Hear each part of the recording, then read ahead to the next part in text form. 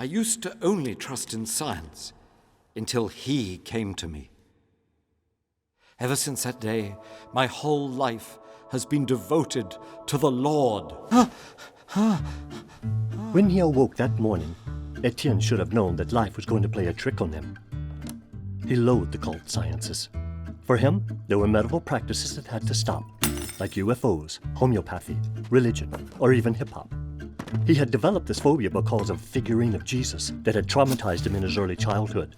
A figurine he had only seen once around the neck of a priest he remembered all too well, but whom he never spoke about.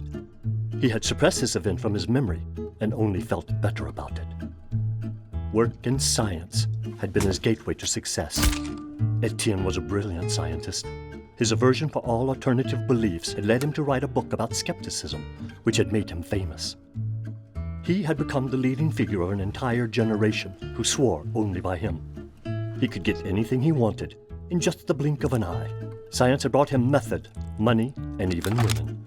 But the only one with whom he could be himself was none other than Magali. They had met at university, where Etienne occasionally taught mathematics. She was wearing a brooch on which he noticed a dead lacewing. This insect fascinated Etienne because, unlike other aphid hunters, lacewings to protect their flowers do not only eliminate aphids alone, but also any species that approach them. This unusual fascination for the ridiculous assassin was the catalyst that brought them together. Everything in his life had unfolded without a hitch until this critical moment. At the lake during a picnic, when Magali decided against all odds to defend the values of homeopathy, he blurted out a sentence that was just trivial to him. Your sensitivity only equals your ignorance, Magali.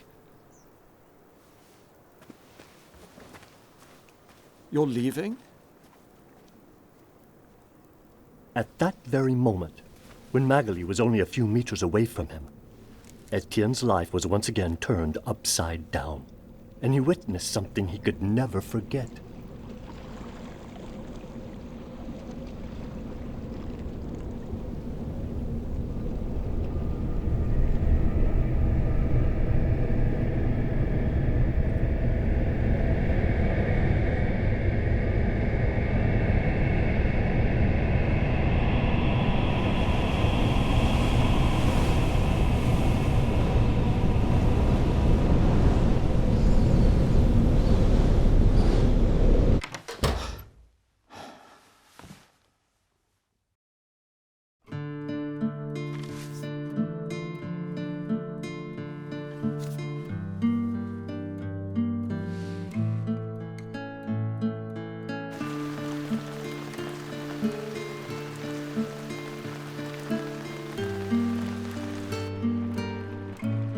Etienne was broken.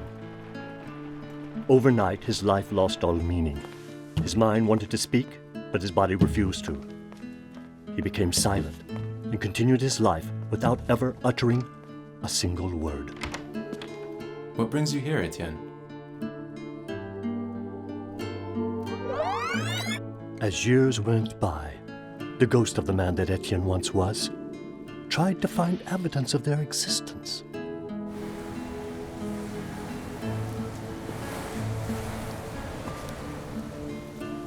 For lack of speaking, Etienne began to put together theories from clues he thought he found around him, like that little triangle drawn in the research center's toilets, which remained intact even though the cleaning lady came every day at 8 a.m. to remove even the smallest particle of dirt accumulated in this place that she wanted sterile.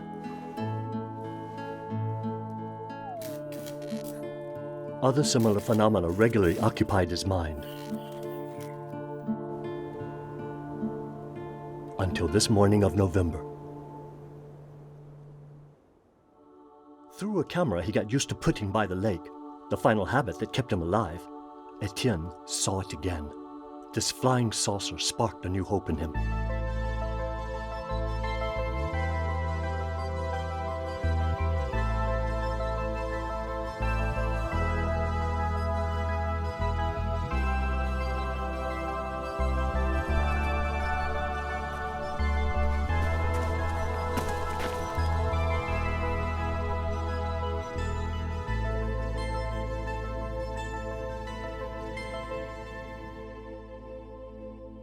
A flower. He had been fooled. by a flower. With a shattered heart, Etienne resigned himself and started speaking again, something he was unable to do for the last 7 years. The enunciation of the few words he tried to pronounce acted as a revelation. 7 years ago, above the lake, I witnessed something happened to me. He cried for the first time since his early childhood. God.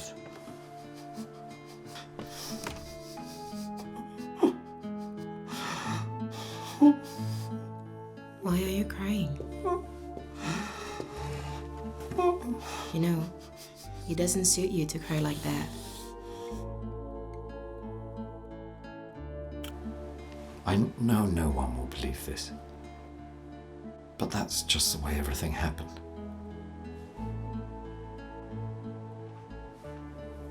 If you'd stayed longer, you would have seen it. Please, give it to me.